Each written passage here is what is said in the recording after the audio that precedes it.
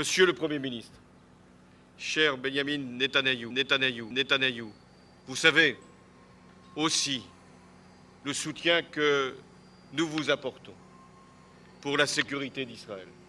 Mais je vois surtout dans l'accueil que vous me réservez le symbole de la constance, de l'amitié entre nos deux pays. L'armée israélienne est assurément allée trop loin en Cisjordanie en s'en prenant à des diplomates européens. Ces derniers ont été violemment malmenés par les soldats de Tsahal alors qu'ils apportaient une aide d'urgence à des Palestiniens, des Bédouins, dont les habitations de fortune avaient été détruites lundi. Cette diplomate française est même forcée à s'allonger sur le sol en dépit de son immunité.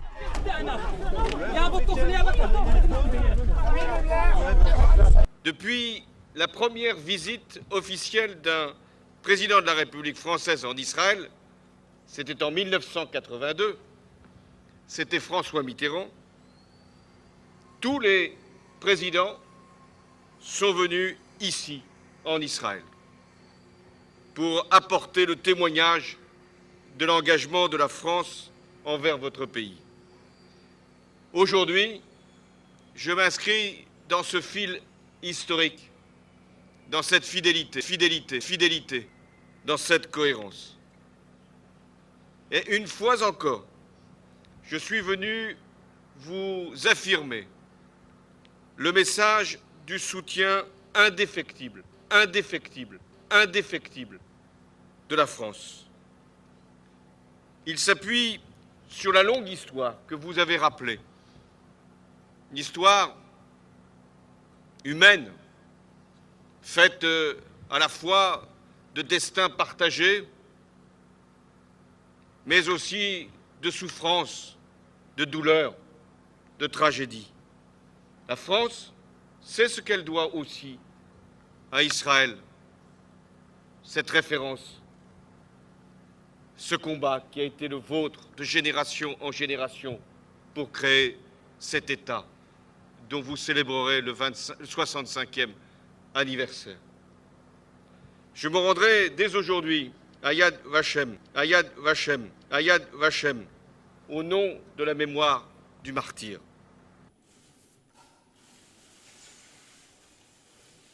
Vous êtes un grand pays, pas simplement par l'histoire qui est la vôtre, par le combat que vous avez mené, mais une grande économie. Vous consacrez des sommes très importantes pour la recherche, pour le développement. Vous êtes à la pointe de technologies qui font l'admiration du monde entier. On me dit qu'il y a plein d'entreprises qui connaissent grand dynamisme, qui attirent même des capitaux américains. Alors, je souhaite que la France et Israël mènent cette coopération scientifique, économique, au plus haut niveau. Ma présence aussi, dans le contexte que j'évoquais, c'est de vous confirmer l'engagement de mon pays à tout faire pour la paix et la sécurité d'Israël, et la sécurité d'Israël, et la sécurité d'Israël. Je fonde de grands espoirs dans les négociations que vous avez engagées avec les Palestiniens. Voici le centre du problème. Des centaines d'échafaudages en plein cœur de la Cisjordanie. Israël a en effet donné son feu vert à la construction de 942 logements sur le territoire palestinien. En quelques mots, nous construisons et nous continuerons de construire des milliers de maisons. C'est très approprié, c'est ce que nous devons faire, alors nous le ferons. L'ouverture des négociations avec les Palestiniens ne contredit pas le fait que nous avons besoin de construire ici, en Judée et en Samarie. Selon les médias israéliens, ces constructions ont été décidées pour calmer l'aile dure de la coalition dirigée par Benyamin Netanyahou. Mais la décision passe mal au moment où s'ouvrent les négociations de paix entre les deux États. Le sabotage délibéré et obstiné de ces pourparlers et de la perspective d'une paix sincère est cristallisé dans la politique d'expansion et de colonisation d'Israël. Je sais bien qu'il y faudra du courage, mais courage, vous en avez. Et vous pouvez même le partager. Il vous faudra aussi de la constance, de l'obstination. il vous faudra du soutien. Celui de la France vous est acquis. Sur le dossier iranien, la France considère que la prolifération nucléaire est un danger, est une menace. Et en Iran, tout particulièrement. Une menace sur Israël, oui. Une menace sur la région, à l'évidence. Une menace pour le monde entier. Et lorsque la France défend ses positions dans les discussions qui sont en cours, c'est bien sûr en prenant en compte ce que vous exprimez vous-même, mais c'est en ayant aussi conscience que c'est l'enjeu pour la planète. Et c'est pourquoi la France ne cédera pas sur la prolifération nucléaire. Pas mal de gens qui se disent spécialistes déclarent dans les médias occidentaux et ailleurs que la politique étrangère iranienne vise à rayer Israël de la carte. Pouvez-vous nous apporter un démenti très clair et sans équivoque ?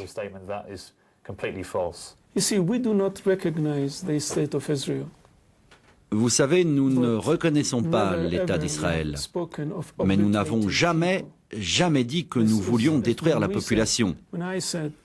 Comme nous l'avons dit, et comme je l'ai dit, quant à utiliser des armes de destruction massive, nous nous en refusons totalement le droit.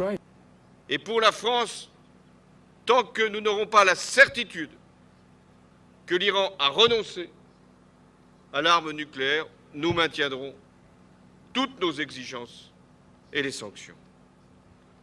Ce qui est vrai du nucléaire est vrai de l'arme chimique.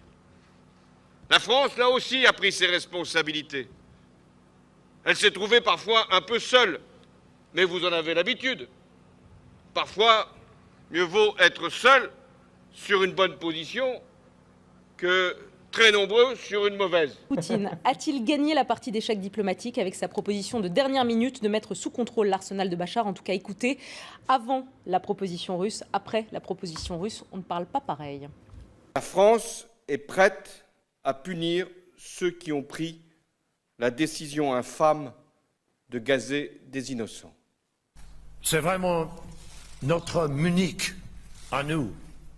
Nous allons attendre le rapport des inspecteurs, comme nous attendons la décision du Congrès. On ne parle pas de guerre ici, nous n'entrons pas en guerre. Nous serons capables de rendre Bachar al-Assad responsable sans envoyer les troupes au sol, dans le cadre d'une action très ciblée, très courte. Voilà pour le changement de ton. Est-ce que Poutine a gagné? Oui, estime Jean-Luc Mélenchon. Si elle permet d'éviter la guerre venue de l'extérieur, c'est tout à fait positif. Donc la menace et les frappes à jouer. Je ne crois pas vraiment, mais pour faire plaisir et empêcher que les États-Unis perdent la face et encore plus le pauvre président Hollande, on va dire comme ça tout le monde s'en sort la tête haute et il n'y a pas de frappe. Et sur la Syrie, nous avons pu convaincre et faire en sorte qu'il puisse y avoir la destruction des armes chimiques. Et ensuite, un processus politique qui doit s'ouvrir. C'est aussi ce que j'étais venu dire ici, en Israël. Vous êtes une grande démocratie, vous l'avez rappelé.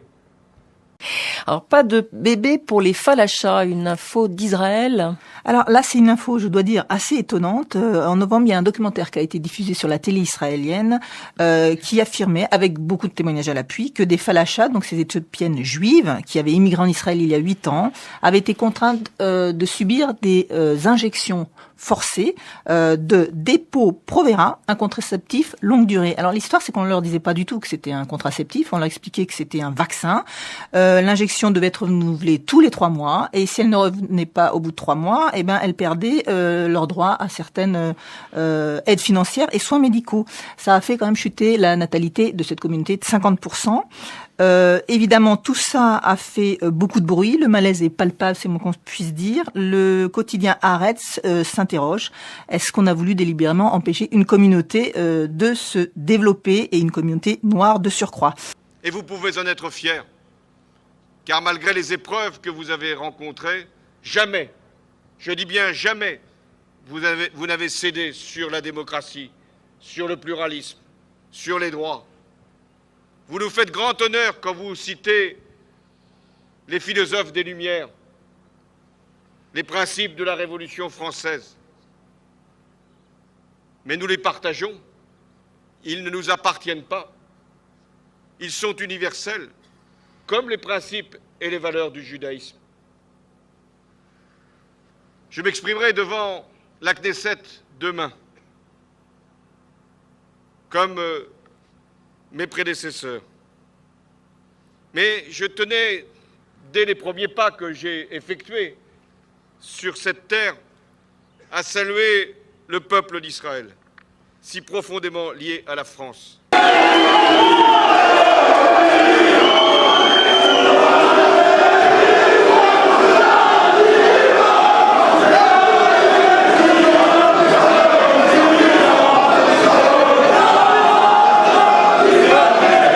À tous ces Israéliens qui parlent français, et ils sont nombreux, à la tête de l'État, mais bien au-delà.